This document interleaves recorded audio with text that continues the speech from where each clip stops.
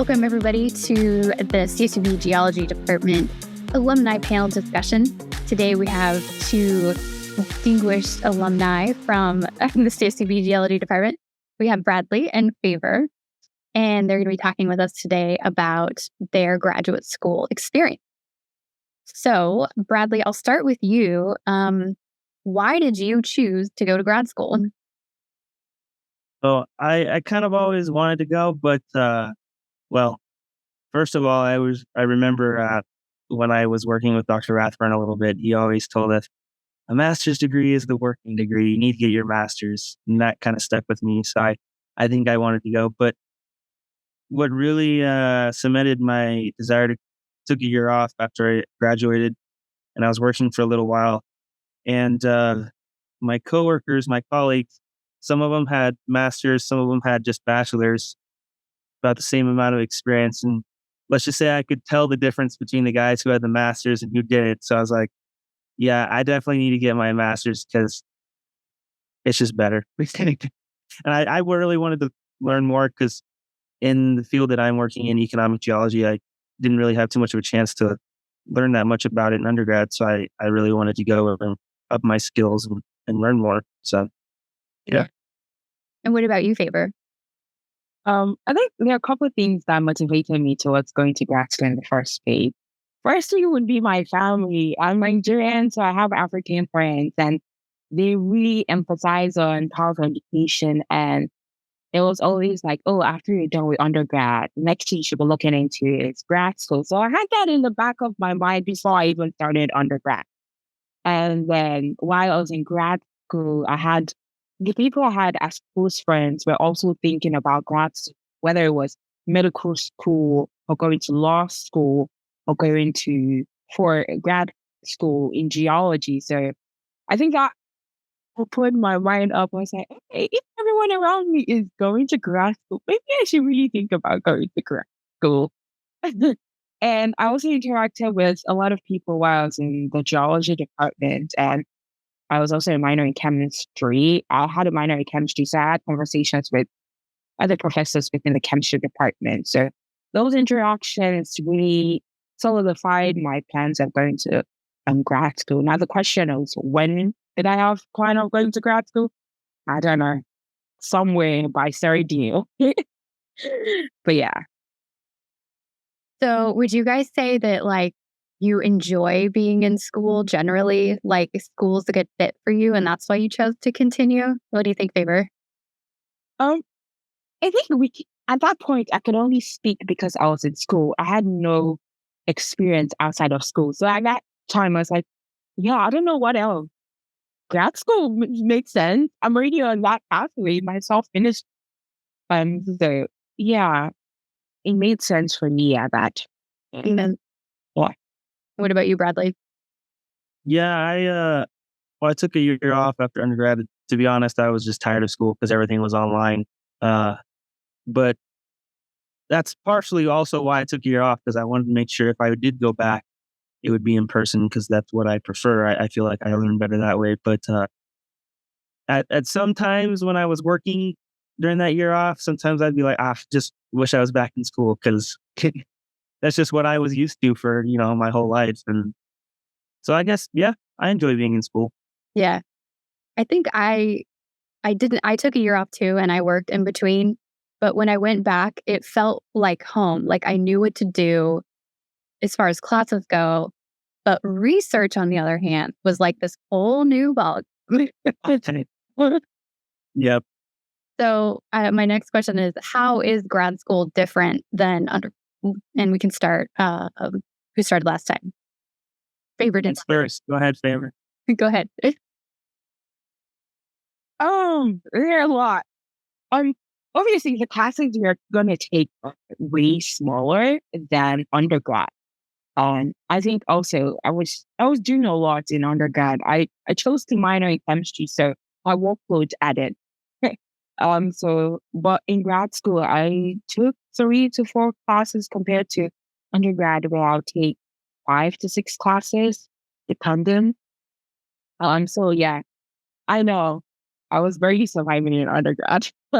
And so, yeah, less classes to start with. I feel like in my grad school experience, there are less social networking events to attend compared to undergrad, where there were ample of opportunities, both within your department and outside of the department. But most of the things I attend will be based off of the department you're in. So it's already limited in the amount of people you interact with.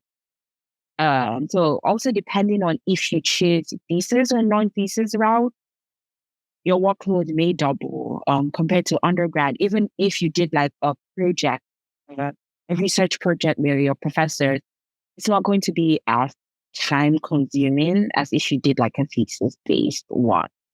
So yeah. So there are a lot differences to it, but regardless, it's still school. You're gonna have to put the work. Yep. And what about you, Bradley? Yeah, I think my experience so far has probably been a little different from the norm for grad school. I went to Nicaragua over the summer before I even started any classes to start on my research, which if I'm correct, most people don't start their research until after their first year. So that was different even just between grad schools.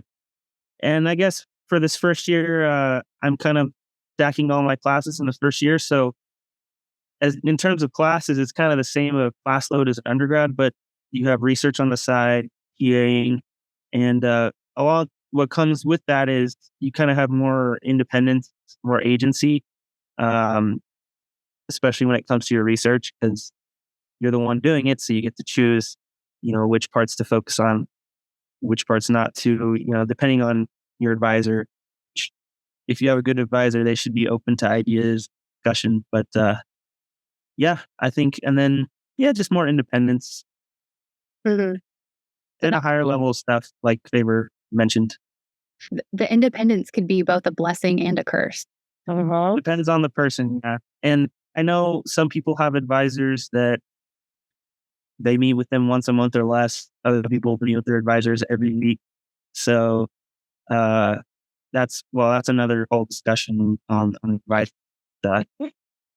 Yeah, you should be closer with your advisor or one professor than you typically would in your PhD.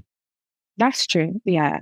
So how did you guys navigate that transition from going to like more of a professor student to more of like you're not quite equals, but you're definitely spending a lot more time in office first.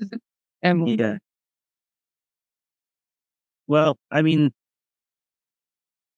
my advisor was really busy for the summer and most of this first part of it, or I guess the first half of the semester. So we didn't really meet too much during that time. But I think, again, a whole nother discussion, but you should carefully choose your advisor because now that he's had time, we meet pretty regularly. And I would say when I was an undergrad, I had relationships with professors. I talked to them a lot. So for me personally, it wasn't too much different than what I had already been doing. But yeah, it just depends on who your advisor. Yeah. Yeah. I would say that relationship I kind of built while I was in undergrad helped me with having a smooth transition, with having a rapport with my advisor who I'd be with. So my actual advisor wasn't the person I wanted to work with in the first place. I wanted to work with Susan Brantley at Penn State University. And as of the time when I was applying, she was taking a year off. So she was on leave. And so she suggested another professor for me. So that's how I was able to meet my advisor.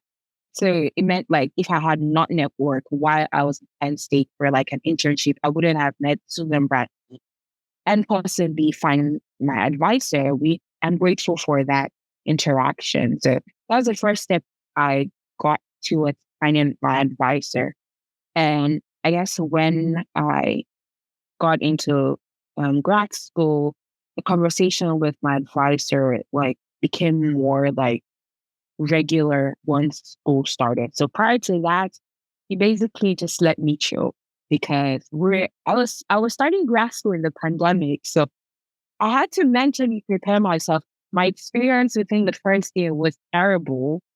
So it was good. He gave me that like time off. And then once I started, we kept on like meeting regularly. I'm glad my advisor wasn't someone who had meetings with me once every week. Sometimes we could have it a couple times a week if I needed questions, but it's the fact that he was open at any time for questions, for clarification, which I think it helped with how smooth sailing my grad school journey was. So definitely finding a good advisor that kind of works with you on certain things makes such a difference, because I can't imagine if I had a advisor who I only spoke to once every month. I wouldn't graduate on time. No way. Yeah, I definitely echo that. I mean, your advisor relationship is like the thing that can make grad school a really great experience or just make it living hell. Well, I've heard stories. Yeah. So Favor, you talked a little bit about how you found your advisor. Bradley, how did you find your advisor? Oh, that's kind of a funny story, actually. So I reached out to a professor at School of Mines and, just struck up a conversation with her um, and applied, but she didn't actually end up taking me on as a student. She actually sent my email to another professor who happened to be her old PhD student, who is now a research professor at School of Mines. And then he reached out to me, and then we started talking, and the project that he had really interested me. So, and I got along really well with him. So I actually got recommended to him by a professor that I had been in contact, who I didn't end up working with. So that was pretty interesting. And then, yes, I've really enjoyed working with him so far. So, Excellent. yep. Both had people in mind rather than school in mind. So that's different than where you just choose the school. And then, Yeah, it's totally different. yeah, I would say I started looking for schools, but through the schools, I looked through the different programs research that professors were doing, and I sent them emails of what I was looking at. And I asked them if they had a chance to meet up with me so I can have a conversation with them. And so, yeah, so it started with schools that I had in mind, and then people. Yep. Was that really reaching out to people like that? Not really. Really? It wasn't scary for me because I don't know. I think moving from a different continent to here, There. it just made a lot of things more easy for me. I'd already got out of my comfort zone at 17, moving across continent. So sending an email to someone I don't know is not going to be hard. I love that perspective. Good one. I was kind of nervous. I should have reached out to more people, but it worked out. So, Yeah. All you need is one yes. right. Yeah. And a lot of people wouldn't get back to you. I sent a bunch of emails, followed up every week with those emails, and a lot of professors still never respond. So I send out more, and it narrows down the amount of people that will contact you. So, Yep. Yeah. I would say like from the professors, and I'll get emails from students, but if I read them and I know they're generic, like there's nothing specific about my research in the email, then I won't respond to it. you know, My advice would be like tailor it to each individual person you're sending it to. Exactly. That's what I did. Yeah, I looked through their portfolio, looked through some of the research, and see if that's what I was looking for. And I mentioned it in the email just so they know that sometimes they might also feel like you're not a best fit. So that's a Yeah. So you have to be prepared to get bad news. a lot of no's. No. Yeah. So when did you start looking for grad school? Like, or maybe you already touched on it. So Bradley, you took a year off. Yeah. And in Favor, you didn't take a year off. So when in your undergrad career did you start looking and doing these emails? So I guess the first time I started looking into grad school was my junior year. And so I started I guess attending seminars within the geology department. They invited a lot of professors and students to come give a talk. Kind of had an idea of grad school, possibility of how grad school might be. So that's where I started narrowing down, like, okay, what subjects in undergrad do I like within the geology field and geology and chemistry field? I wanted to narrow both of them down. And based off my interest within those courses, I picked programs that I felt like I would thrive in. And I started reaching out to professors and whatnot. But I did not do reaching out to those professors until November 2019. So I had junior year of where I started looking to that school. And then senior year came in thinking I'm all prepared to know what to do. I was overwhelmed because I was taking 23 units the 2 semesters of senior year. I was working 2 jobs. I was working as an independent researcher for Katie. I did not have time to apply to grad school. It was just a lot. And so I completed grad school in senior year, and I hoped that I was going to get a job by the time I'm done with undergrad. And then after a year, I would go to grad school, but I didn't get a job. And so I had to come back to CSUB for a semester to do a postbac.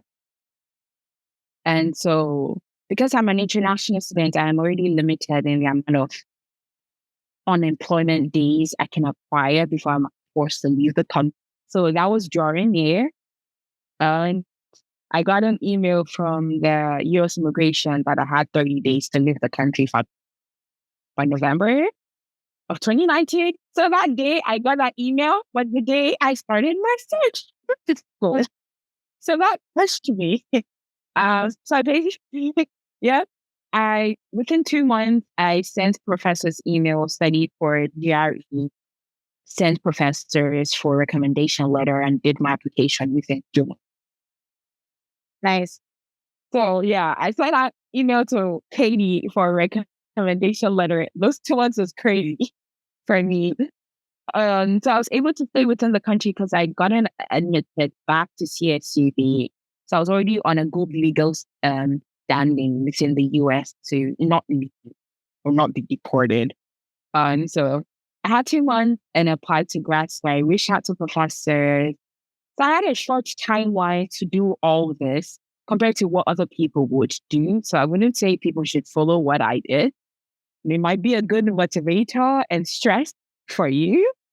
But like looking back now, I'm quite surprised how I was able to get it all done within those 2 months.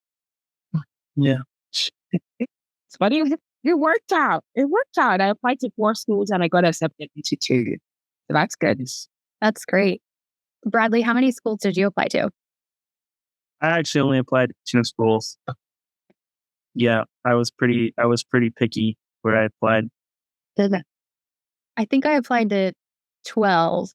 Wow. Because I wasn't emailing professors. Like, I didn't know. Yeah. And I got to 1. But I was picky too. And I was emailing like Hawaii, or I applied to Hawaii. You know, everybody tries to apply to Hawaii, and Colorado School of Mines. Like really difficult schools to get into. Mm-hmm. Yeah. You know, I thought, well, I have nothing to lose. So what did your family think when you told them that you might want to go to graduate school? Did you receive a positive reaction, a negative reaction, neutral, bafflement? Bradley, we'll start with you. Yeah, my family responded very positively. They were happy for me, and they thought it was the right decision. Thought it was a good idea. So, not much more to add to that. With it really support. So that's great. Yeah. And Favor, it sounds like it was expected of you. It was. There was no doubt. Like me deciding not to go to grad school was where there'll be a problem. But they were excited that I got in, and the fact that they weren't going to put any money towards grad school. So that's excitement on their part. considering it would have been a lot expensive for a non-US citizen. But shout out to you, Cody, for letting us know to not go to grad school and pay for it. So they're always going to pay for your grad. So that's good. That was a good advice. I took by looking for grad school. I specifically asked in my email, do you have scholarship funding available for me within those 2 years of this program or more? Mhm. And yeah, That's great. That's great. And Bradley, you're funded too? Yeah, that I wouldn't have done that if they wouldn't. If that those were my conditions. yeah. My advisor met it, so that's good. Excellent. What advice would you guys give your former selves or students who are thinking about applying to grad school? I guess one is don't go to grad school when there's a pandemic going on. Like Anyway, at least wait a year after. So that'll be one is probably be open to meeting people, talking to people that are basically not doing what you're interested in, because you only know so much based off the information you have. And the only way you're being open to or like find out that there's more out there is by having conversations with other people. So by me attending those seminars at CSUB within the geology department, I got to know a little bit about geophysics. Not that I was ever going to be interested, but the option was out there if I suddenly developed an interest in that. So those seminars was really helpful. So be open to finding out information about things that you're not comfortable with. Interact with people, not just your colleagues, your professors. Yeah, some of them may not be open, but you can always find a way. Just a regular conversation down the hall. How are you doing? Could open the door for you. So yeah, colleague. I remember when Virginia worked with Katie, was applying to grad school.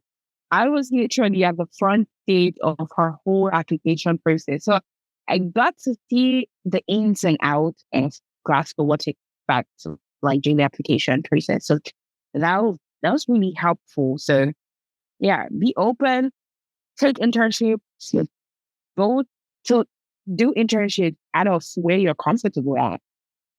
Yeah. So All right. yeah. And Bradley? yeah, I think I'll probably echo kind of a lot of what Favor said, but one thing you mentioned at the end, internships, is not just, applying to grad school, but during my undergrad, I wish I had done more internships because I didn't really apply or do any of those. But I think as we were talking about reaching out and talking to professors before you apply is probably in my opinion, the single most important thing you can do. Everybody I've talked to, I haven't met any of my peers yet who didn't reach out. So pretty much all of them who got accepted reached out. And I wish that I had reached out to more professors because I only reached out to one professor at each school. And the other school I applied to was the University of Nevada at Reno. And they actually invited me to visit school during their grad, forget what they call it. But just it. Your grad visit. And I wish I had reached out to more professors, like you mentioned, Favor, in subjects that you don't necessarily think you'll be, what you don't think you want to do, but you might be interested in. Because when I went on that visit, I met some other professors. I had remembered seeing their profiles on the website, but it was kind of like, I don't know how interested I am in working with them. Then I met them and talked more with them and learned more about what they were doing. And I was like, man, I wish I had applied and talked to these people and applied with them because they're kind of doing cool stuff that I might have been interested in being of. And then also, one thing I read online and then got advice for but never did was to also reach out to students of professors, which I kind of got to do when I visited the school. I also visited school lines, but I didn't really meet too many students. But like the guy that I applied to work with at Reno, he was kind of I don't know how to explain it. He just kind of wasn't very responsive or anything, and the students kind of like clued me in on that while I was there. But if I had reached out and asked, I would have known that soon. Probably known to talk to other professors as well. So yeah, I guess for me, I wish I had done internships. Those are really valuable, and I wish I had reached out to more people, including professors and students. So Yeah, I would say reaching out to your potential advisors, grad students, you're going to get like unfiltered you're gonna get the truth. from them. and going when you're invited to those weekends, couple of days at your potential grad school, you're in like this little cohort with all these other students too. It's we always get to discuss all of that. Highly recommend. Definitely go to those visits if you can. Don't accept to a school sight unseen, because you might hate it once you get there. But if you go there and meet people and you really like them, then you know it's for you. So, Yeah. Yeah. I would say, like, in my case, it was different. I was my advisor's first student. So this was a but I counted on the conversation that I had with the advisor, with the person who introduced me to my advisor. Because I had conversation with her while I was in Penn State, and we kept in touch while I was at CSUB, and when I spoke about my intent of applying. And so she told me about her student. I think he was doing his postdoc with her. So we both knew he was going to first time being a full-time professor, my first time being a grad student. So a lot of rogue move here. And I would say, like, we basically learned on the go. So I was basically a scapegoat for the next student to come. But it still turned out well. yeah, it did. It really did. Then. What's a typical day like in graduate school? Like, give me like, what time do you wake up? What are you doing all day? How exhausted are you at the end of the day? oh, Favor, we could. Okay, well, I mean, in my typical day changed based off my semester, right? So the first semester I started, I wasn't basically working on my research at all. I was basically learning how to code in R and Python, because I was going to be doing, and yeah, my research was using R and Python for a lot of analysis because I couldn't go out on the field. So first semester I was basically learning how to code, which I swore of doing, because I had siblings who were in the computer science space or whatnot, and I was like, I would never. And somehow it met me in COVID. So but a typical day would be, it depends on, because I was a teaching assistant, so sometimes I might have an 8 a.m. class. So I might wake up at 6 o'clock and get prepared. And then if it's in the snow, I'm walking in the snow. So it gets there. And then I teach usually between 15 minutes to 3 hours if I have a lab, or like if it's just a recitation, then it's just 15 minutes, I think. So once that's done, I have practice to attend. I have probably a meeting with my professor, and then I'm doing a lot of art shooting because I'm still new to it. So sometimes I go to bed at 10 p.m., sometimes a little earlier, sometimes I don't get to bed till 2 a.m. It depends. So everything was crazy, but it's all dependent on the stage you're in within your grad school process. So I would assume by your last semester will be a lot of early mornings, late night, because you're trying to finish up your thesis and prepare for a defense. And Bradley, what's it been like for you so far? yeah, I haven't gotten as far along as Favor, but at School of Mines, we do a lot of block courses. So 2 weeks at a time, you go every day for 6 hours a day. That's usually at 1 to 6 or 7 p.m. for 2 weeks straight every day, including the weekends. And that's on top of my regular class. That's the whole semester, which is 9 a.m. to 11 a.m. class 2 days a week. And then I TA a course on Thursdays from 8 a.m. to 11 a.m. And then, I had to cut samples for my research. I had to do a bunch of other stuff. So during the block courses, I was exhausted every day, just doing a ton of work. And by the end of the 2-week period, you're just so glad that it's over. But it was also enjoyable because you're just learning a ton really fast, rapid pace. So it's kind of interesting, a little bit different. But then some days I just don't actually have to go to school at all. If I have stuff to work on at home and I don't have class, like today, I didn't go to school at all. Just kind of worked on some other stuff. So it really depends, kind of like Favor mentioned, where you're at in your semester and what you got going on with your classes and stuff. So I think you could probably expect it to fluctuate. You're going to have long days and nights, and then you're also going to have time to relax. It's kind of what my advisor told me before we started. He said, yeah, we're going to work really hard for a long time, but then take a break and rest and recover. So, and that's kind of how it's been. So I think that's everybody's experience. It's like go, go, go, go, go. And then it's less go. It's never quite like total relaxation. No, I still have stuff to do even on these days that I'm lazy at and I'm doing other stuff. So Yeah, well, I'm glad to be done with that first time. Like Yeah. one more semester. How many semesters do you have left, Rodney? Well, for classes, I have 1 semester left, but I'm going to try to finish in a year and a half, but that's probably not going to happen. So we'll see. Take it time. Yeah. it takes as long as it's going to take. That's why you done. Yep. Well, do you guys have any last advice or anything that I didn't ask about that you'd want to tell future student of CSUB geology? Yep. Well, I think for me personally, I did some stuff around the department as an undergrad, research wise. Obviously, it's not as serious or applied as a thesis, but I did a variety of things with Dr. Rathburn and Katie. So I think not only does that look good on your application, you also get an idea of what you're actually going to be doing research wise. Gives you a glimpse into that.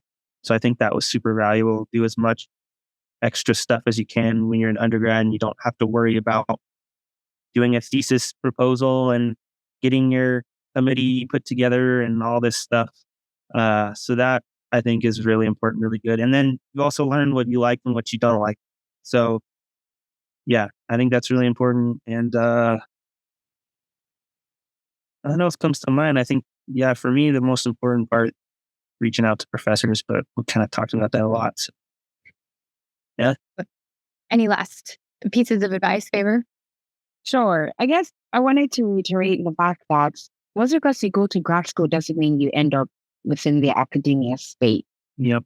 Some people think that once you do that, that's the only route you're going to. But no, there are a lot of options out there for you.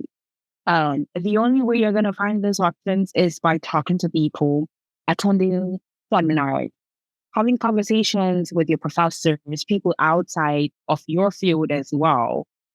But yeah, CSUB, as much as we talked about grad school, it's still centered on grad school for petroleum geology, and then to also be within the academia space of potentially being a professor. And I knew for the get-go that those two stuff did not align with what I wanted to do. I don't want to be a professor. I do not want to work within the field of petroleum geology. I wanted to look for stuff, research about it, but not be like my end goal as a petroleum geologist. That was not my thought process. So that's one. Reaching out to people is really essential with a lot of things. But by interacting with your professors, they kind of know what you're interested in, and if any opportunity comes by, they'll always have you at the back of their mind for potential projects. And also good people for a recommendation letter when you're actually applying, because you're still going to need that. You're not going to go to grad school without having a relationship, because that part is important to pave the way for the next journey of your life. So, So, Favor, tell us about your exciting job. I'm glad to be done with school, but somehow I'm still like, oh, there's a safe haven with school, with research, with I'm glad that's over. Papers published, but now I'm here, and it's another aspect of, I guess I'm out of academia space, and I'm basically using all the skills that I've learned both in undergrad and grad school, and because I'm within the environmental consulting firm, so being a consultant, it needs, I'm still going to be interacting with clients. So that interactions that are formed in undergrad and grad schools really helped me with transitioning and how to speak for myself in cases where it's needed, interacting with contractors that I'm working with or being out in the field. So, but I like what I'm doing so far. It's been a lot of training. I've done a lot of solo events so far, but I'm glad I chose the company I'm working with because everyone's pretty chill. Everyone's relaxed. There's no like, it's a good working environment, which is what I was looking for in the first place. I did not want my first job out of school to be a place where I'm mentally drained, but it feels refreshing just to talk to people within the same field or higher. Like I could talk to the people at the top. We went bowling the other day with my boss, and everyone was laughing and just working well. So, yeah, but I like it. I really like it. That's great. Bradley, do you have any plans after master's degree? Well, I always told myself I would like the PCT, but I don't know when that's going to happen. But well, I worked for a little while, like I said, with I'm interested in economic geology, so I worked with a silver exploration company for a couple months, and then in Nicaragua for my research, I was basically working with another exploration company on a gold project in Nicaragua. So I was doing core logging, open pit mapping, all kinds of good stuff, getting out in the field, which is what I like to do.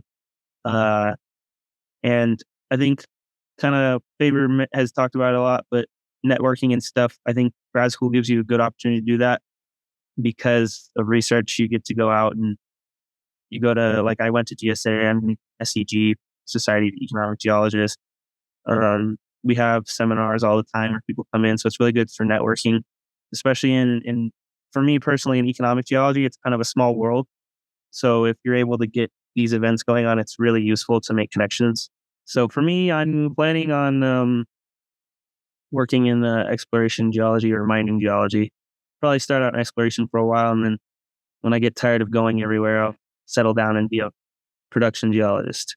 Right. Yep. Well, that sounds great. And I like that both of you guys are in non-academic paths because, like, when you're in undergrad and you're talking to only your professors, we are all in academia. So, of course, that's a great idea. It's totally skewed, but I think, yeah, if you can find professors who have previous industry experience, or again, just on top of everything we've recommended, definitely go to events, try to meet people, try to network, try to meet people who are in industry. And that's how you'll get both the best idea of what it's like and also connections to help you break into it. And again, another thing too is the master's is gonna set you above all the people with bachelors. So that's also a big motivation why people should really consider it. Because I mean, it's totally justified because you take on your own full scientific project from start to end, and more classes, and at least in my experience, lots of very applicable skills have been learned both in my research stuff and in my classes, and getting to meet a lot of people and networking. So I think it's extremely valuable. I would agree. All right. Well, thank you guys so much for joining us. Once again, we have Bradley and Favor, two distinguished CSUB geology alums, now in different places and excited to continue their journey in geology. So thank you guys. Yeah, thanks. All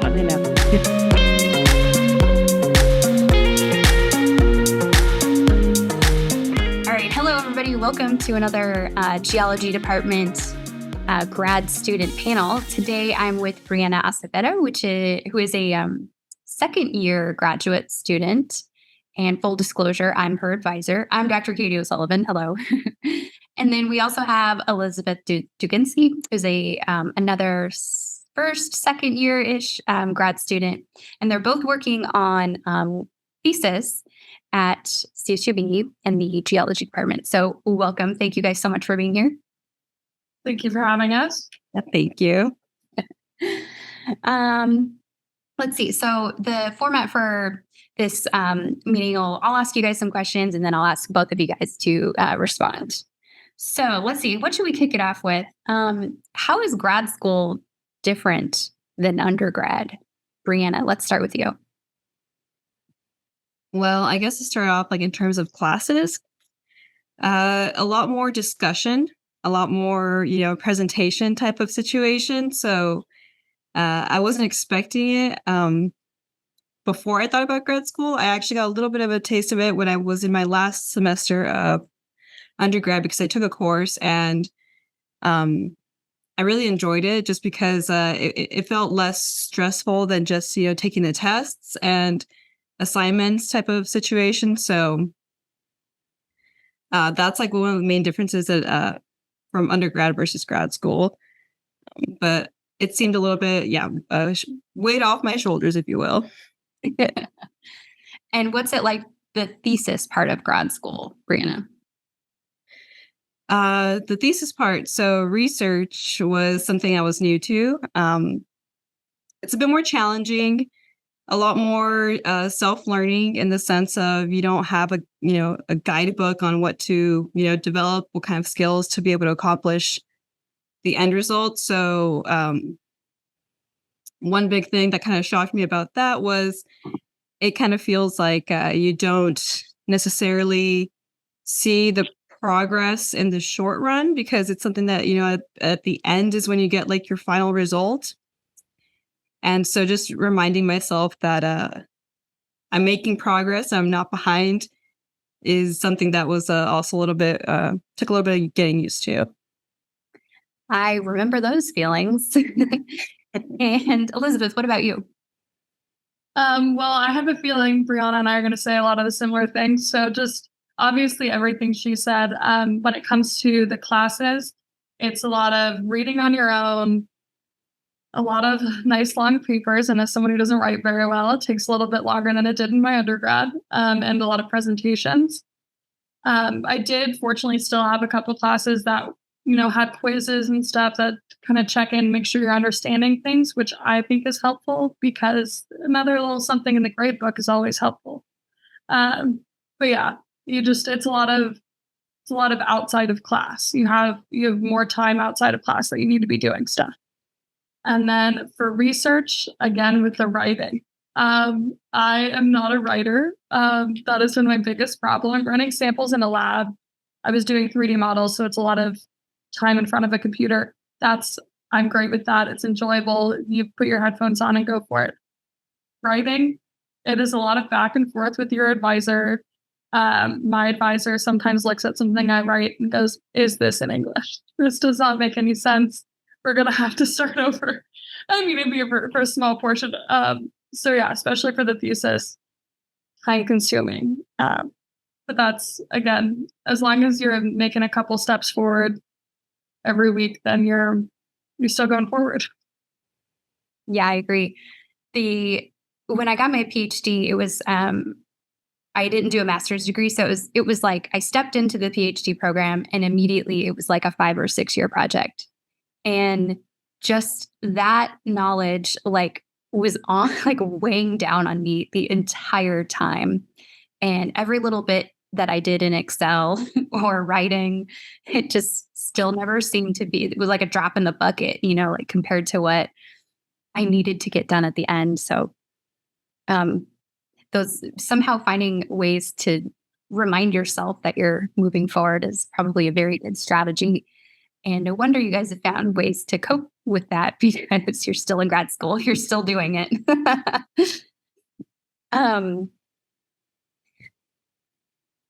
Let's see. Okay. So Elizabeth, you have a full-time job. Is that correct? Yes. What is your job? I work as a geotech at a local oil and gas company. Okay, right on. And would you say like doing the thesis and taking grad classes, that whole grad school experience, would you say that's easier or harder than your job? I would say grad school is harder. It's very self-driven. You really only have one, maybe two people that are giving you feedback and checking in on you. At work, you're in the office and you have people being like, "Hey, did you get the report in? That was due at the end of the day." And you're like, "Oh yeah, like working on it's fine." When it's grad school, you can go weeks without communicating with anybody, and that's all self-motivation, which is, in my opinion, a little bit harder. Yeah, that makes sense. But it's totally doable. Clarification. It's Yeah. doable. The actual classes are, at least at CSUB, are all at night. You work during the day, go to class, make sure I always bring a dinner to class because I'm hungry at that point. It's totally doable. It's just when it's a self-driven, again, with the writing. We're just going to keep circling back to that. It's a little tougher. Sure. Yeah. So writing is one of my not one of my best skills at all. So maybe we should start a writing club. It could be. I'm just going to keep bringing it up. Yeah, So sorry. we could professors and grad students. We could all gather in the snack room and just write for a couple of hours a week. So I think you guys were touching on this a little bit, but how important, or how did you decide which advisor to work with? Mine was very simple. Yeah, I'm go just ahead. going to cut in here real quick. I asked two professors that had expressed during class that they had trying to figure out if they were going to be using a thesis student. One of them had a full plan and samples already taken, and the other was very supportive of doing whatever I wanted to do. And as someone who's working, the plan seemed like a much better option. And I just went for it. I just picked it and I was like, we're going to figure it out and just get it done. Yeah, that's great. And Briana, what about you? So for me, it was actually a bit unexpected. I was in my last couple of semesters in the undergrad program, and I had just taken a mineralogy and petrology class. And Dr. O'Sullivan, yourself, asked me if I'd be interested in participating in research because you really liked the way I kind of did my notes and the detail orientedness I had for the course. And, coming into it, I liked the idea. I knew I wanted to do a master's. And so I was in between oceanography and, lunar geochemistry. And I mean, how often do you get a chance to study the moon and with actual moon samples? So I leaned more towards that. And another thing I like to factor too was just personalities and just ambition wise. I felt I could relate a lot more with a woman professor, if you will, because I just feel like it was just a lot more aligned to the values that I had for going through the master's program. And that was kind of something else that kind of factored greatly into my decision to choose lunar petrology. That makes sense. I randomly chose my advisor. So I was like, the project sounds cool. And it was a moon project. And then I just I had a couple of interviews with them. And then I show up to grad school on day one. And it's like, well, I hope we get along because I signed the contract. How is grad school different than what you thought it would be? Briana, you can go first this time. Well, very different than I thought. I thought it would just be like another, same thing. You get the grade, you do the work, done. But factoring that we did thesis and like Elizabeth mentioned, we go out and collect samples. that was something that I wasn't expecting in terms of like collaborating with different technicians from different universities. And that was a bit of a shock, especially because I think the first couple of months I went into a lab to analyze samples, and I was kind of attacked with questions that I was supposedly supposed to know, off the top of my head. And that was a bit intimidating and scary because it started making me, second guess my decisions within like the first couple of months of going in. And so that was something I had to kind of take in and get used to and realize that I'm not supposed to know everything. But that was a bit of a shock because you kind of feel like you have to be prepared for just about all of the aspects of it, even though you don't know what those look like. It's understandable.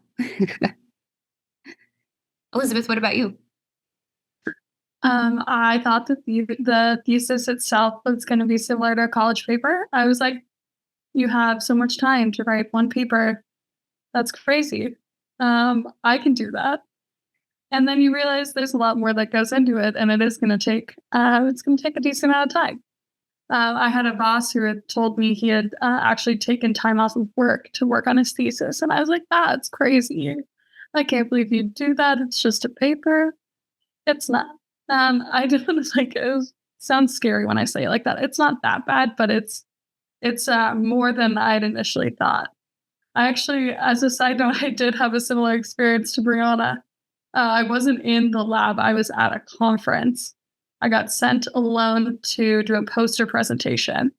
And there was a lot of people in industry. My thesis is on carbon sequestration. And I just got absolutely hounded by these guys asking me questions I don't know if even my advisor would know how to answer. They're like, how would this apply to oil and gas production? Are these tools useful? Can you put it within a reservoir model? And you're sitting there as, you're there alone looking at your poster and like, I had to keep falling back to the phrase, I think that might be outside the scope of this project. And I sounded like a broken record by the end of the day. It was a little more aggressive than I had anticipated. But Briana and I also did a poster session with San Joaquin Geologic Society, and that was delightful. Great questions, much easier than an AG conference in Houston. Yeah, that's yeah, wow. The self-doubt thing, it seems to come up again and again. I guess it's called imposter syndrome as well. And it's something I struggled with my whole time during grad school and even in my job to this day. And I don't think it ever goes away. So I'm not really sure if those experiences are better or worse afterwards, Man, I've definitely been, sweating through my shirt in poster sessions before. And same in the lab, so it is kind of common for your advisor to send you to a different lab so you can go work on a different machine, and you always get sent alone. Your advisor usually doesn't go with you. And so it's like, who are these people? And do I know everything? So what are some of the pros of grad school? What are some of the positive sides or aspects of grad school? What positive things have you learned, skills you've learned, life lessons? So I think in my experience, I didn't realize how much more confident I would become in things such as technical writing and presenting, especially, as well as being able to articulate my very complicated research to a general audience. And so those were things that, now that I'm almost to the finish line, I'm kind of looking back at myself and thinking, wow, I've actually made quite the progress these last 2 years. So that's the one really big positive that I actually liked. And it's helped me a lot during my job interviews. And so they kind of look more for those experiences and those skills that could be applied to just about anything. And so that was something I ended up, not seeing right away, but I'm grateful that I got much practice, even though it was very difficult at first. It becomes a lot easier. So that, and I guess traveling too. So I've always kind of just been more in California, and I think the opportunity to go to different conferences and not just only see other, students working, but just to see like how big this geology program is, and like how many people are constantly, doing different things, random things you wouldn't even expect, was kind of a eye-opening and motivational to continue as well. Excellent. As somebody who's seen Briana's presentation, she does a very good job of making it for the general public. I know nothing about lunar rocks before. I know something about lunar rocks after. It's fantastic. But I'd say I learned how to 3D model, which is exciting no matter what. Everybody likes to learn new things and have another skill under their belt. But there is something about having I wouldn't go as far as say the mastery in the subject yet, but to have one thing that you've stared at for long enough that you become very confident in your answers and your knowledge of it. And when you go somewhere like a conference and you get asked really hard questions, and sometimes, they're brutal, but it also helps you. You write them down, you go home, you're like, how would I answer this next time? And that's just adding more and more to this knowledge that you have, which is awesome. I mean, in your undergrad, I don't feel like you ever know anything to that level. Yeah, that was one of the reasons why I pursued graduate work, because I wanted to be like an expert. I wanted to be a they. You know how they say is like a phrase? I wanted to be the they. And when you're done with even your master's projects, you're kind of the expert, like maybe one of a handful of people in the whole entire world that knows that much about that thing. And that's really cool to think about. So, how are you guys paying for grad school? Mine's a quick answer. I'm in the very fortunate position that my parents are paying. No, they're not paying me. They're paying for school. Okay. Okay. And Briana? I took out loans, but that was before I kind of figured out that there was other ways to also achieve funding. So the way I kind of proceeded to doing this was, I think it's the direct loans for graduate students, and it's a bit scary. So what I did was I kind of broke down, I calculated how much I would need for tuition, as well as, a small piece for rent and stuff to be able to hold off for the 2 years. I took that big chunk and just made sure to kind of budget myself. So I was paying for the tuition, and then you presented me a lot of different programs that we could do that would help in giving us a little bit of extra money, such as the student research competition, the SURE program. And that ended up just paying back the tuition that I ended up spending out of those loans. So that's how I kind of managed. Yeah, those loans the little stipends add up. I mean, when we're applying for things, it's $1,500, $2,000. I think one of them was $5,000. And when you're writing it, it's oh, should I even be doing this? I don't want to spend time, I have other stuff to do. But then you get it and it's okay, I spent an hour on the application and then now I have $5,000. That's the best pay rate ever.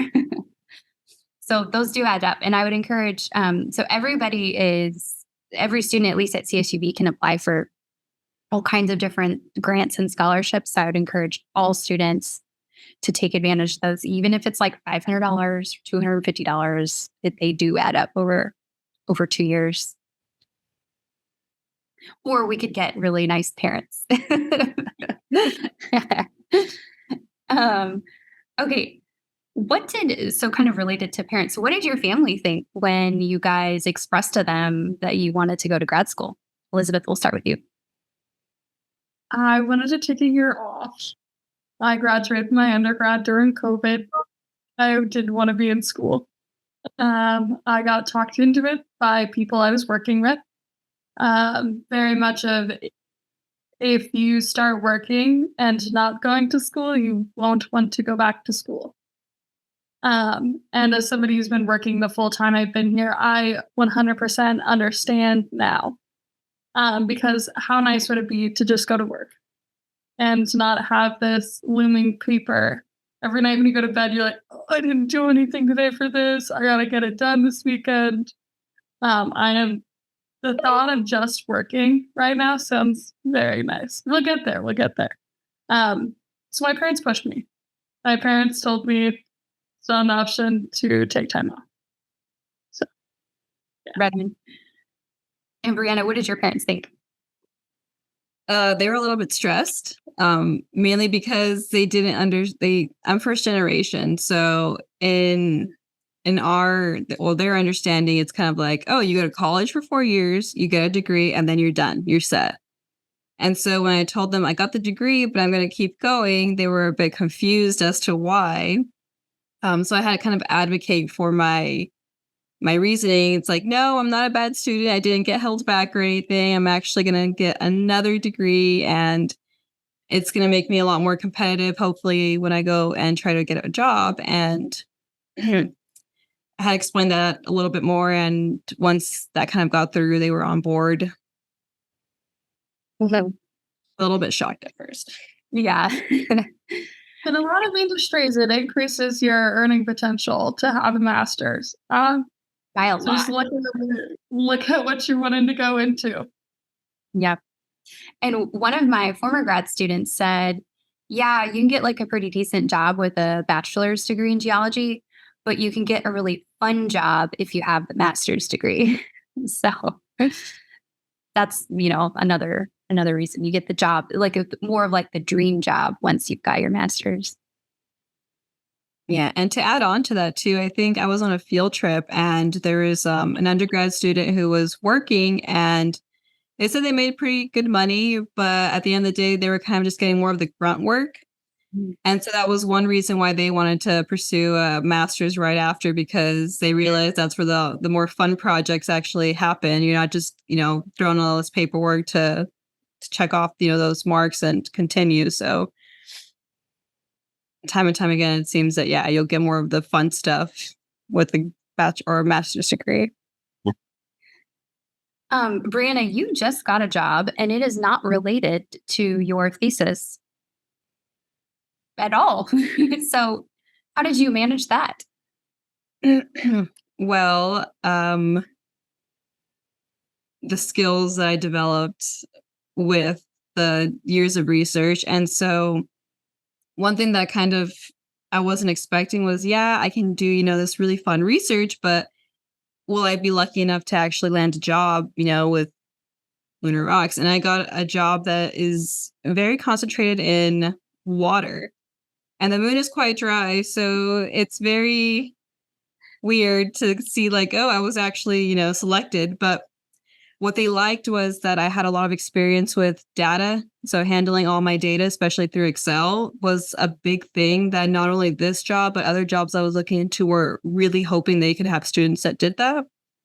Technical writing was also a big aspect of this, as well as sample collection. And so I made sure to kind of approach any opportunity that came, including, sample collecting with you in the Mojave, and then also participating in other types of sample collection. So all those things that I found fun and just wanted to put under my belt ended up getting me the experience that these companies were really looking for and making me a pretty good candidate. So that's great. Even though as a side note, on the data side, that was my previous position at the company I work for. A lot of data management. It is a fantastic skill to learn, especially electronically, with our digital age and everything, being able to just, whatever you need to do with it, whatever they need you to get done with it. It seems like every industry is going to have, their entry and their kind of beginner roles to be in data, which helps you learn faster. But Agreed. Do you feel like your time management skills are translating over to your job? The time management skills, like from completing it or tackling a thesis? for me, my time management skills at work are significantly better than my thesis. Um, I'm so sorry to my advisor. And, because you're at work all day. You're at work all day, 5 days a week. You're there. You get it done. You have to convince yourself to go in. I finished all my courses, so I have to convince myself to get on campus or to go to a Starbucks and write. Work, you don't have to convince yourself to go to work. You just go. Yep. Yeah, and for me, I would like to say they are amazing, given that I have jobs at school that really help me prioritize schoolwork, but it's still a bit challenging just because, I only have my courses and then the research. Of course, the courses, have those deadlines and those due dates that things have to come in. So that's kind of prioritized when it has to be. And then I try to put most of the time to the research, but also trying to consider my time of, doing activities and seeing family and stuff like that. So I would like it to be more put together than it is. But at the end of the day, I have made significant progress on my thesis still, but it has been with sacrifice because I didn't get to hone my skills for time management as well as I would like to. Yeah. I feel like I just had a revelation about myself just a couple weeks ago, and that is I don't procrastinate anymore. And about school and work stuff. And what am I, 7 or 8 years outside of my PhD, and I'm just now getting there. So there's hope for all of us. My last question for you guys is, what advice would you give to yourself, to your former self, upon entering grad school / what advice would you give to future grad students? I would say be patient with myself and be kind to myself.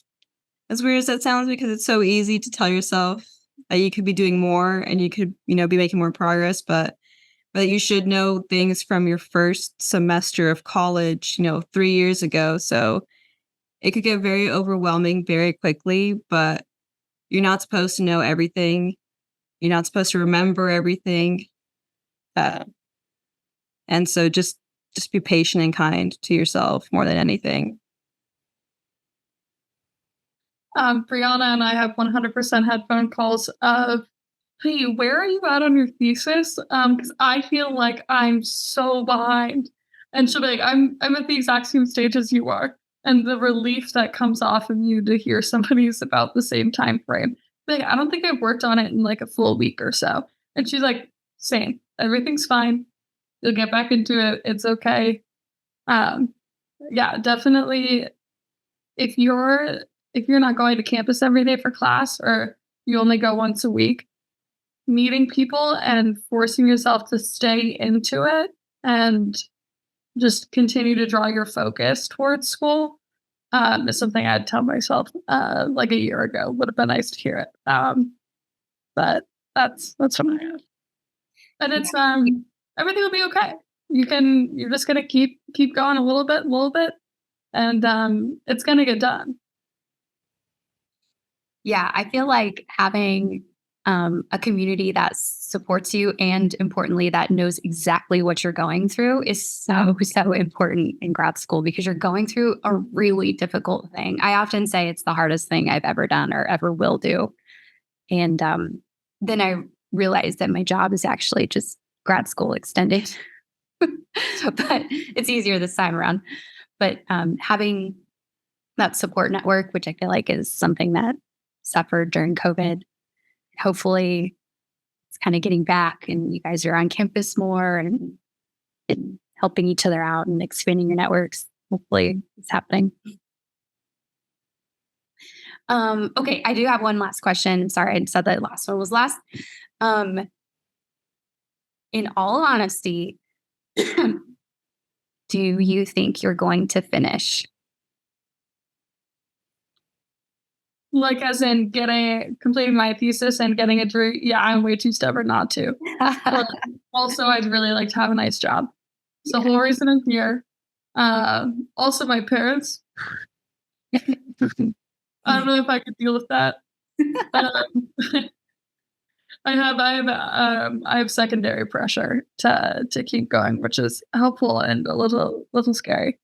Yeah, I will get it done. There's I say this now, it's recorded. Watch something crazy happen, and I don't. No, I'm too stubborn. that's a good answer. And Briana, just pretend I'm not your advisor right now. No, I do. I want to get it done. So yes, I agree. I'm actually on the same boat as Elizabeth. Like, I'm quite stubborn, and I've put too much time, or I shouldn't say too much, but so much time, and I have given so many sacrifices to, get to where I am. I can't just quit. And sounds a little bit cheesy, but I do want to be that kind of a role model for my siblings, because I have two younger ones who are also kind of, trying to find themselves and trying to figure out what they want to do with their life. So I think me being able to finish and show them, like, look, we can do it, like, it's possible. And then just show how that progresses into, either a good paying job or just something that you enjoy doing, is kind of something that motivates me as well. That, and the fact that, again, I'm like first generation. So my parents my dad particularly is a field worker. And so it's just really nice to see him kind of being so happy to see me kind of accomplishing things that he never could have dreamed of, is kind of like another motivator. But with all that being said, those are like reasons why I'm definitely going to finish. All right. Well, thank you guys so much for taking the time to answer these questions about grad school. And I wish you the best of luck as you complete your thesis and graduate and move on up. So thank you. Thank you.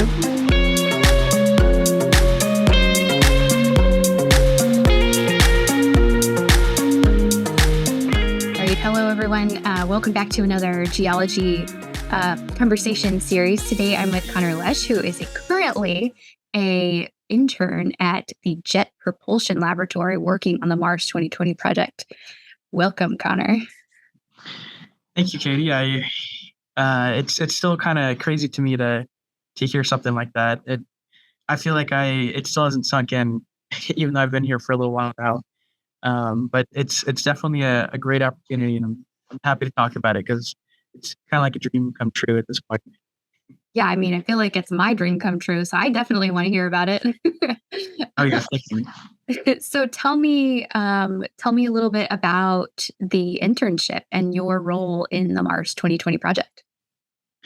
Yeah, so this internship is kind of like the perfect situation for me because obviously I was a geology student, and the goal was to get an internship where I could utilize some of my geology knowledge and skills that I learned in undergrad. And obviously Mars rovers are kind of like the perfect situation for that, because these missions are very heavily geology oriented, even though from mission to mission they've had different goals, whereas this one's kind of more of a astrobiology goal, like try and find areas where we might be able to detect any sort of life that could have been on Mars. The way you have to do that is using geology. So I'm really happy to be in this position to work on Martian geology. So kind of the title of my internship is Mars 2020 Science Team Intern. And basically the science team is a mix of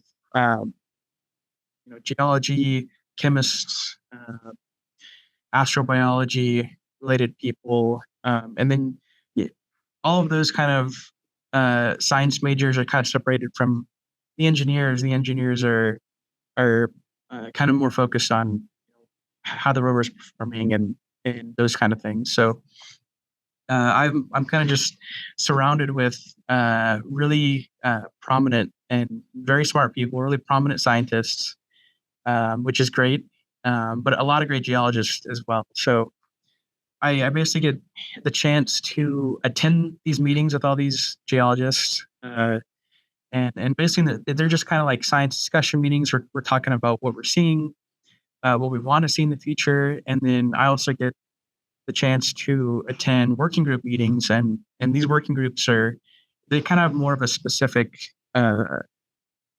agenda to them. So, for example, there's like Sedstrat working groups, there's Boulder working groups, there's biosignature working groups, just etc. So I get a chance to attend those meetings as well, and really the kind of the idea of what I'm doing is just attending all these meetings, and then I have my own projects, and then on top of that, I've been given the opportunity to work in operations. So you have a group of scientists that kind of contribute in their own different ways to planning out what is happening on the surface, what the rover is doing, and this is where the engineers and the scientists meet up. The engineers tell you what you can and can't do with the rover. The scientists say, we want to do this. Can we do this? Can we do that? So that's kind of the fun part, because you get to plan out all of these like observations with the rover, and the next day you get to see all of them just come in, which is super fun. So I've had a great mix. I've got a great mentor at JPL who is allowing me to have access to this great mix of things I can do. So so far it's been really cool. That sounds so cool. Oh man, I'm so jealous to be able to be in the room with all of those people and just like absorb, all of their genius. I feel like would be such a really interesting experience. Yes, definitely. My mentor is definitely a really smart person who's worked her way up to basically running pretty much all of the geology on the mission. She's a deputy project scientist, which is just one step below the PI, but the PI is a lot more chemistry focused. She's basically just like a head geologist for the mission, which is great to be able to talk to her about everything that I'm doing, and kind of get that guidance from somebody like that. But yeah, to attend the meetings with all the geologists and start to understand what they're seeing is definitely helping me expand my understanding of geology. And I feel like I can make a lot more interpretations now, even on Earth, since Mars and Earth are pretty similar geology-wise. So, yeah, that's great. How did you get this awesome internship? Walk me through the steps. Yeah, so it actually kind of all started with me wanting to go to the GSA, the Geological Society of America conference in 2022. So I'd heard from other people that you can go to conferences and you can request funding from your department, and maybe they'll have funding for you. So I actually spoke to our department head, Dr. Rathburn, about me attending this conference, and he said there was funding for it. So I went for it. I actually drove out. It was in Denver, Colorado. I drove out there, stayed there for a few days, attended pretty much the whole conference. I actually attended one of the pre-conference days where you actually get to do workshops. And I did a remote sensing workshop with GIS, which is great. So that's definitely something I'd recommend is going pre-conference and doing workshops. So it'll help with your resume and just expanding your knowledge. But I attended the meeting, and I was kind of focused on attending talks that were centered around planetary science, and then more specifically Mars. And I saw on the itinerary that one of the days there was a lunchtime talk, which those are kind of longer. Most of the talks that the people do are more like 15, 20 minutes, something like that. But this sort of lunchtime talk was like an hour long, and it was actually a talk by a person who's now my mentor, the deputy project scientist from Mars 2020, and she was just going to discuss what Perseverance has done so far, where it's at, what's coming up. So I attended that meeting, and that was really cool to hear the updates. And then after that, I was like, well, now I want to go to the Mars conference room. They were just having Mars talks. And so I went in there, and I noticed that the same person was giving a talk later on in the day. So I stayed for all the talks. And then this person who works on Mars 2020, who's now my mentor, she gave her talk second to last, and then came and basically sat back down, like right behind me. So I felt like that was a great opportunity to introduce myself, which I did. And we talked a little bit about my interests, a little bit about the mission and what I know about it, and some of my goals in the future. And she ended up saying, well, hey, are you interested in NASA internships? And of course I am. And I actually already had an application into one of the internship portals, and I told her about that. And an interesting tip that I got was those sort of NASA internship portals, you do have a chance of submitting an application and getting an internship. It's a little more common for engineers, but really what you want to do is reach out to somebody who you want to work with. That's what she told me. She said most of the time, 90% plus of the time, the people they select to be their interns are people who have reached out to them, people they've been introduced to from other professors or whoever it may be. So you kind of have to make that connection first, which I did. And not only did she give me her information, but she gave me the information of various other geologists who are working on this mission that I can reach out to. And after that, I gave her a follow-up email after the conference, continued to express my interest in an internship. I also told her I'd reach out to other people, but when she emailed me back, she said that she actually might be interested in bringing on an intern. She just had to check with her funding, because at the time she was bringing on a couple postdocs. She said, give me a few weeks, I'll hire these postdocs on, and then I'll check my funding, and maybe I can have an intern. And turns out that she had enough money for an intern, and she offered me. Well, we first had another meeting, and we talked about it, talked about what would work, and if I can come in person and all that stuff. And she basically offered me an internship then, which was a huge surprise to me. I kind of went from just working for NASA being a dream to now here I am at an internship. So kind of the moral of that story, I would say, is networking connections is a huge thing. That's how I got this internship. And I'm sure that's a common theme for a lot of people who get various job opportunities or internships. Yeah, I agree. I think that this is the way that this is how you get internships, and this is also how you get grad positions as well. Like, you just have to reach out to the professor, and you have to kind of keep bugging them almost and saying, hey, I exist, and I'm like your number one fan over here. Yep. And can I work with you? How did you find the courage to go and talk to her the first time?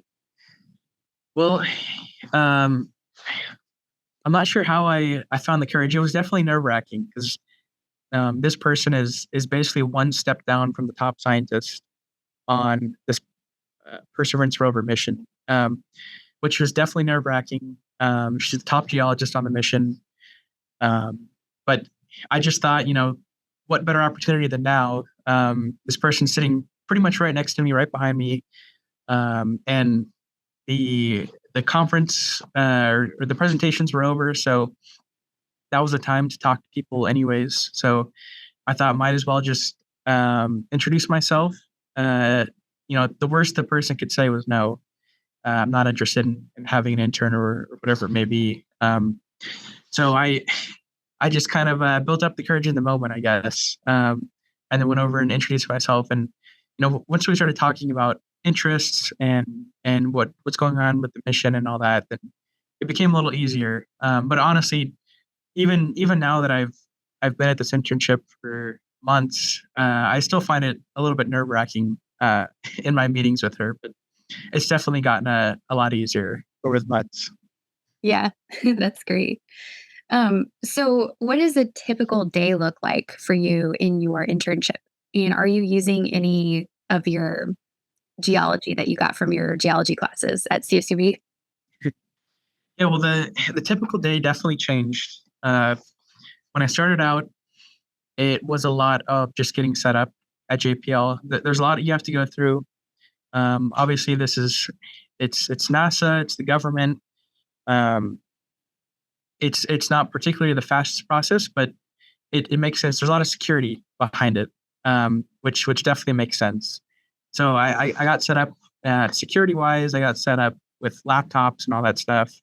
So that took a while, and the day to day back then was more just read papers about the mission, read papers that professors have wrote about interpretations of what the rover's been seeing so far, and basically just familiarize myself with what's been going on. And once I got access to everything, it kind of turned to more of a, get familiar with the tools that we'll be using. There's a lot of tools.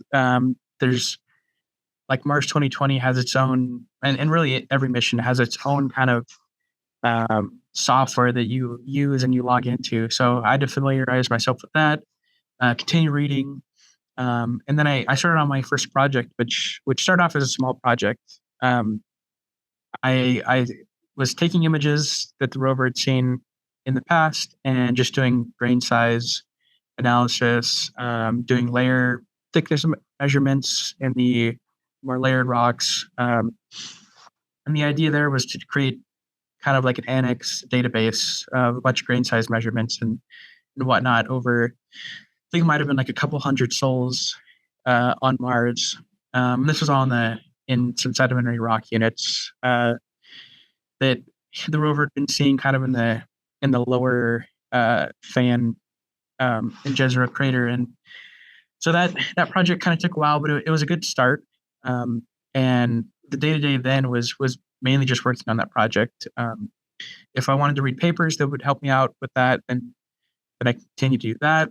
But one of the other things that I started experiencing more, and which is great and super cool that JPL offers it, is they have talks throughout the week.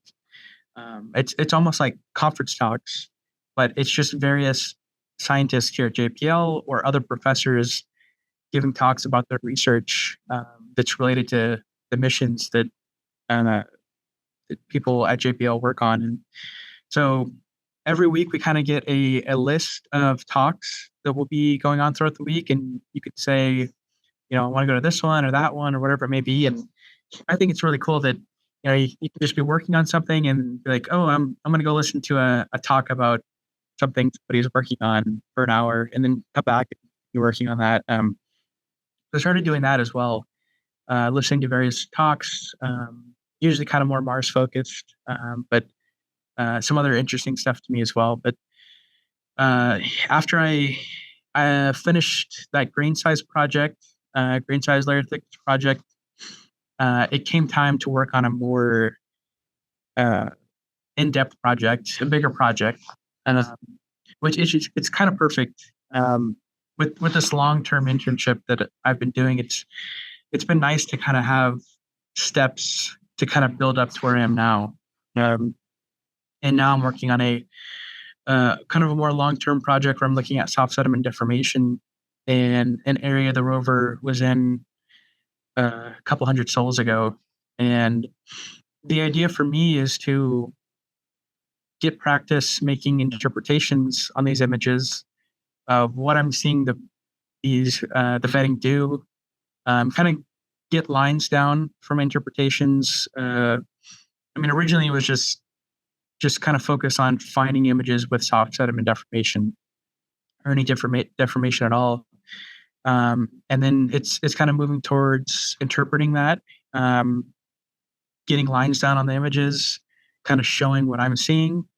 And eventually it's going to evolve into actually having a presentation, making interpretations on what may have happened to cause this sort of soft sediment deformation.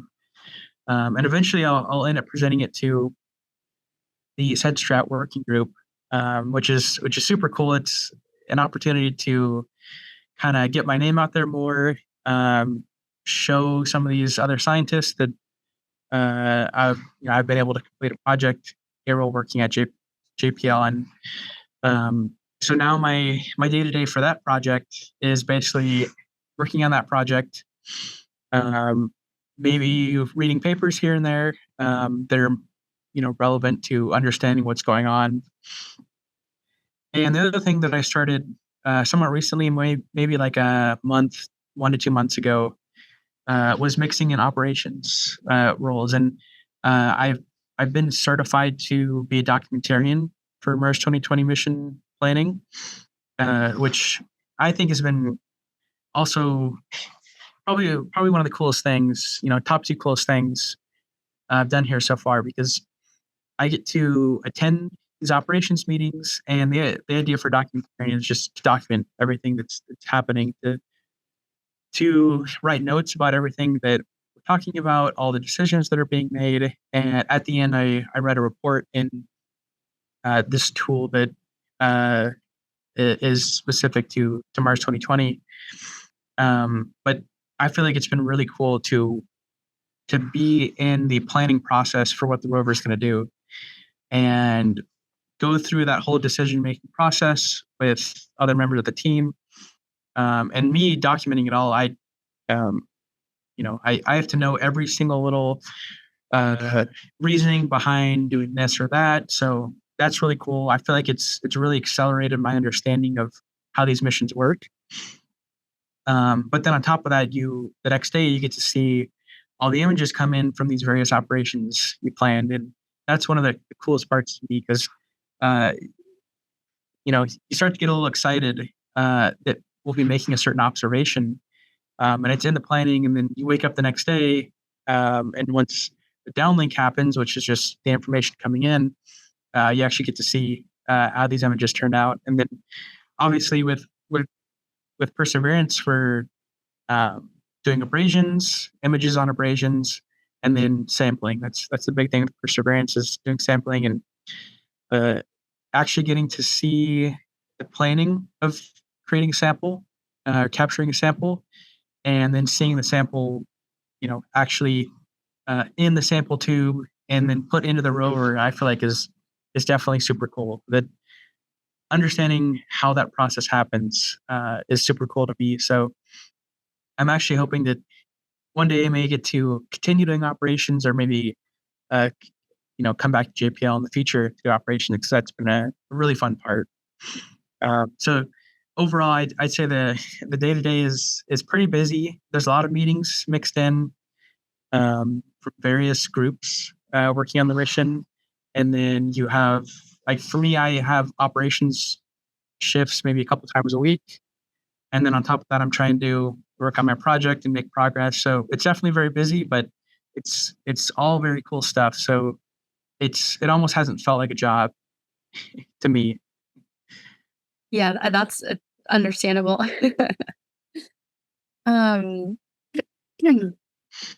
So it sounds like you're doing a lot of SEDSTRAT work. And do you think that you've drawn on maybe that class the most in your work here? Yeah, so it's definitely been heavily SEDSTRAT. So, where the rover's at now is all sedimentary rocks. It landed kind of further down in a flatter region in Jezero crater. And when we saw down there was igneous rocks. There's two formations, Maz and Seta, down there, which I read some papers on those, understood those a little bit, but by the time I arrived here at JPL, the rover was already out of the igneous rocks and in the sedimentary rocks. And really the goal of the mission is hopefully find an area where we might be able to detect some sort of biosignature. And where you're going to do that is in sedimentary rocks. So that's kind of the idea for the rover. Although, it did take samples of the igneous rocks, and those rocks have been talked about. But also with Curiosity being in a Gale crater, like the focus is all sedimentary rocks, basically. Because where we're hoping to find life is where water was. A lot of times where you have water, you have sedimentary rocks that were deposited. So it's pretty much all been strat stuff for me, besides just that kind of initial trying to understand the initial kind of igneous rocks that are in the bottom of the crater. But the other thing I'd say that I draw on a lot here is geochemistry. And then, any class where you end up talking about spectroscopy is really important for this. I mean, with remote sensing on another planet far away, you have to kind of rely on spectroscopy to understand the composition of the rocks you're looking at. So, we talked about spectroscopy in various classes, but drawing on that is a big thing. I mean, honestly, I could probably still take a couple more classes on just that, just to, reach the level that some of these other scientists are at, as far as understanding spectroscopy and what it means, what it means as far as like what we're seeing in these rocks. But because you're using that, you also draw on geochemistry a lot. So I'm glad there was a couple classes of that definitely helped out. I'd say the other thing is maybe structure. Since I'm now looking at soft sediment deformation, yes, that's was talked about a lot in strat, but it helps understand the structure of what you're looking at, because it's soft sediment deformation is really just folds and whatnot in something that is kind of more ductile. So I'd say I've drawn on structure a little bit, mainly strat, and geochemistry. And then anytime we talked about spectroscopy, that has helped out a lot as well. Mm-hmm. Right on. Well, glad to hear your classes are paying off. So moving on from your internship is going to end at some point.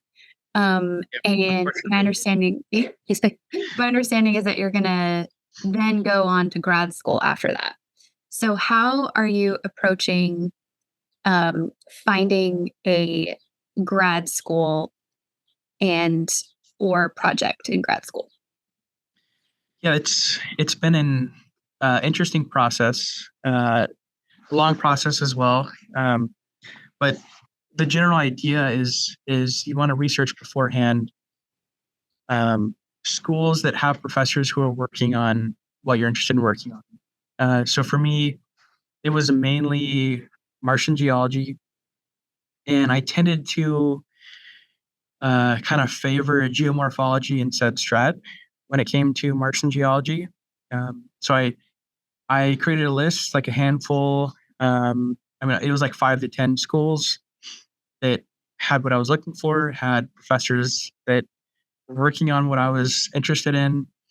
And honestly, I feel like the hard part with that is then knowing if the professor is taking students. And that's when you get to the part of actually needing to reach out to the professor. So that's the most important thing, is if you want to work with that professor, you more than likely, I'd say probably from what I've heard so far, 95+% of the time, you had to have reached out to that professor beforehand, talked to them over email, and likely, you have Zoom meetings and whatnot as well. And the idea there is it's almost like an interview, really, that you kind of get a feel for that professor, and the professor gets a feel for you. You talk about what you're interested in working on and how that may mesh with the professor's interested in working on. And then the big question is if they're taking students, if they have funding for students. And then if they do, that's kind of the big step there is once you know if they do, then the question really is if they're interested in taking you on as a student. And it's definitely tough from what I found out for a professor to commit. And I think a lot of times, especially when we're talking about big schools where you have tons of people applying, they don't necessarily want to fully commit unless they're 100% certain that they're going to accept you, because there's just a lot of candidates. And maybe later on, once the professors talk to a lot of these candidates, then they may come back around and say, okay, I want to commit to you, basically. But for me, I applied to, I think it was 9 schools. And this kind of first go around, I applied to all PhD programs that were in the field that I was interested in. And my idea kind of with this first go around was kind of go big or go home. Applied to the top programs that I'm interested in, some of the top schools with professors that are working on projects that I want to work on, and maybe even have connections to these rover missions. So I applied to all these schools, and I think the problem with that approach for me was that I didn't leave much of a backup for me. Like, I didn't apply to any master's programs because I mean my goal is to get a PhD and then continue working on like research on Martian geology. But sometimes professors want to see that you've completed a master's first. And I think maybe a lot of times they would prefer to see that because it shows that you've done a long-term project and you've stuck through it the entire way and you finished a long-term project. You're just ahead of the curve when it comes to a master's graduate versus an undergrad graduate. So I would say unless you have just like a fantastic CV as an undergrad, you've done a ton of research experiences, fantastic grades, all of the above, it's probably best to go a master's route first, not only for the experience, but just for having a higher chance of a professor accepting you. Because for me, like I said, I applied to all PhD programs, and I didn't get into any for this upcoming fall. Although now making connections here at JPL, I've talked to other professors. I've added to my list of options, and at this point, I've because of the connections I made here, I've been talking with another professor that is definitely interested in having me as a student. It's just too late in the year now for this to happen this fall for me. So more than likely it'll be next year. They've already said that they have a whole bunch of spots open. They're really interested in working with me and all that. So likely for me, I'll have to wait another year, which maybe good or bad. It's not necessarily, I think, bad to maybe take a break. And I've heard a lot of professors say that maybe having a year off in between starting, a PhD or master's, especially if you're committed to doing a PhD, it might be good to have a year off, because if you don't, then you're pushing 10 years plus straight of school, and some people can have burnout. So maybe it's good to have a little time off. But it looks like for me, I'm definitely gonna have some time off. But it's important, I think, to try and fill that gap with something, maybe a job, or for me, an internship, something that kind of shows that you're still kind of growing in your field. So definitely, if you can, maybe do something like that. But yeah, it's definitely kind of a long, tough process. The most important thing is to have a lot of meetings with the professor, to talk to them about what sort of funding they have, if they have funding, what they can kind of cover when you attend that school. Because from what I've heard, you definitely don't want to be in a situation where you think you might have everything paid for, and then it ends up not being that way. You want to talk about how that is going to be paid for? Is it going to be just a research assistantship, or is it going to be a teaching assistantship? Because you want to think if you feel comfortable enough to, one, do some sort of teaching, grading, whatever it may be, but also kind of have that as like a part-time job along with, doing your classes and your project and whatever it may be. Because for some people that may be too much. Some people that may be perfect. But sometimes, if you really want to go to a school, and that's the only way that they have funding, then maybe you just accept that that's how it is. But yeah, overall, it's, reach out way beforehand, talk to the professor a lot that you want to work with, talk about funding. Don't be afraid to talk about funding for sure, because you want to make sure that, if you don't want to take out loans, that you're not taking out loans. And I guess the other thing which I've experienced is, don't get down if you get declined. Just, keep pushing through, keep, improving your CV, whatever it may be. And then eventually, you'll find a spot to land. So. Yeah, that's really, really great advice. I think I would echo everything you said. When I was looking for grad schools, I think I applied to 12. And I also applied to like only the top tier schools because I thought I don't have anything to lose, If I get declined out of all of these, then I'll just wait a year and apply to some more. And then, but I did get into one of them. So yeah, definitely. If you have the support around you to, to be able to afford to wait an extra year, then there's nothing wrong with shooting for the top options, because you could get into one of them. But if you have to be in a school right away, then it's probably best to apply to some maybe lower tier options, or master's programs. If you're only applying to PhD programs, maybe throw in master's programs too, because if you don't get into any PhD program, there's definitely nothing wrong with doing a master's. It only improves your abilities in whatever field you're in, and then on top of that, it just adds to your CV and just gain experience. Mm-hmm. Yeah, I think taking a year off. I think many students have like a negative connotation with taking a year off, because in between high school and college, it's seen as really bad. But if you take a year off between undergrad and grad, it's not necessarily seen as bad. And especially if you fill it with activities like this internship that you're doing, you're only gaining more skills and you're only making your CV better. Yep. And like, you were talking about being able to do like these large scale projects and like follow through with them. Like that's exactly what you're doing in your internship right now. So you're going to be great. You'll be able to finish that PhD, no problem. Yeah, that's definitely a huge thing. I've heard a lot, and even from my JPL mentor, that professors want to know that you can stick through and complete a larger project than maybe something you worked on in a class. So if you can gain experiences doing something like that, then that's perfect. Yeah. So let me see here. So you said you started reaching out to professors really early.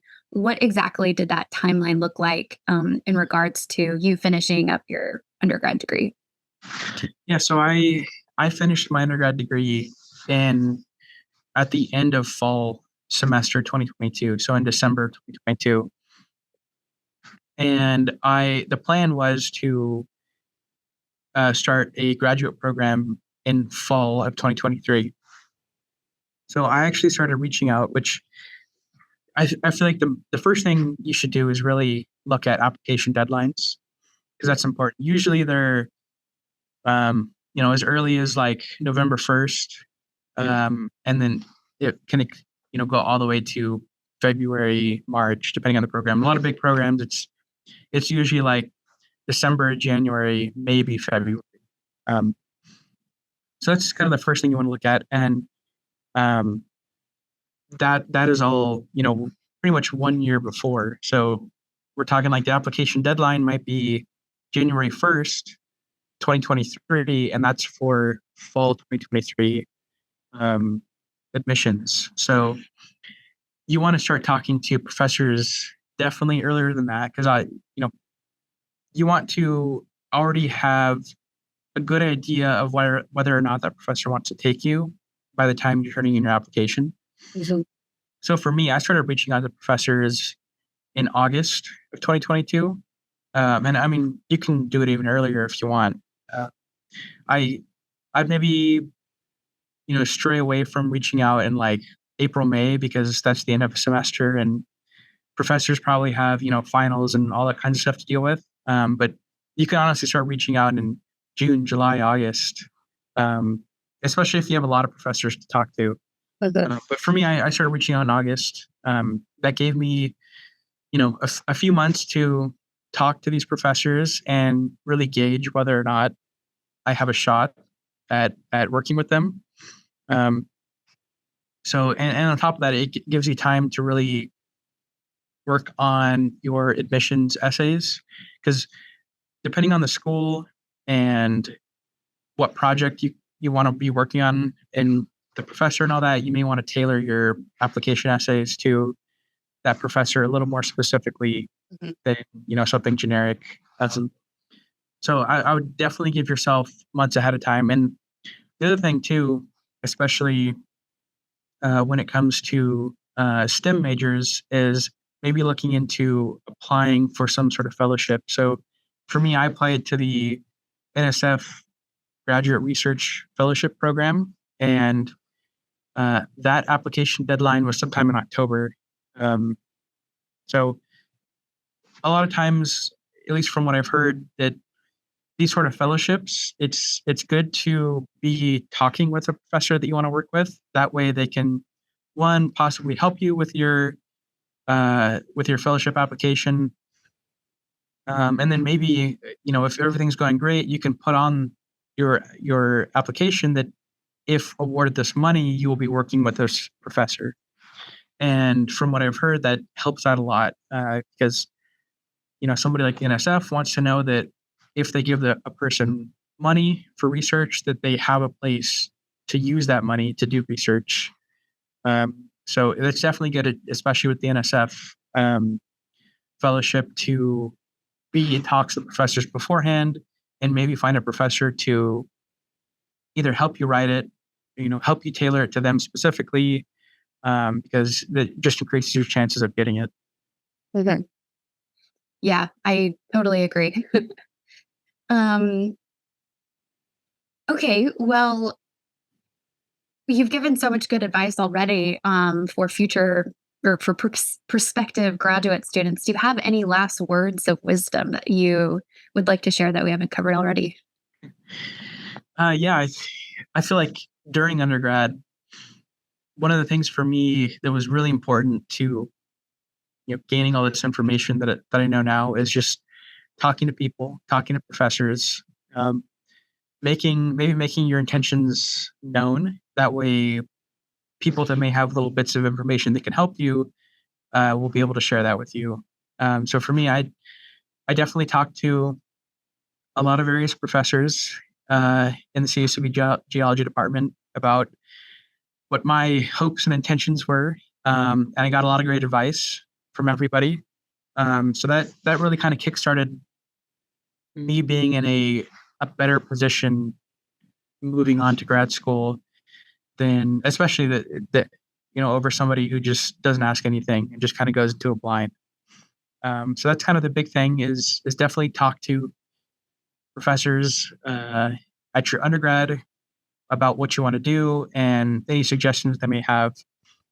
And then I would say the other thing, especially if you want to move on to a graduate program, is to reach out about any sort of research experiences that you can be a part of.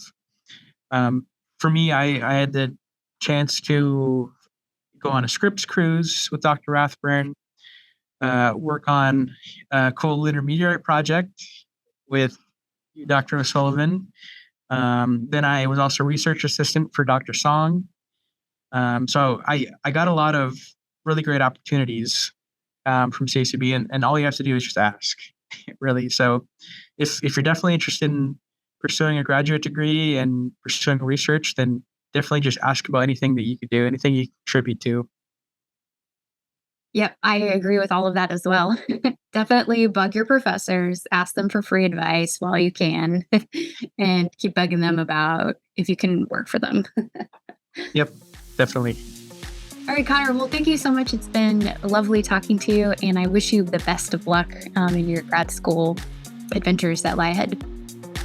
Thank you. I appreciate you having me on, and I'm definitely glad to let everybody know what I've learned, because it's definitely can be a bit of a scary process, a bit of a scary landscape to navigate. But the more you know, the more comfortable you'll be. So I feel like that's great. So thank you again for having me.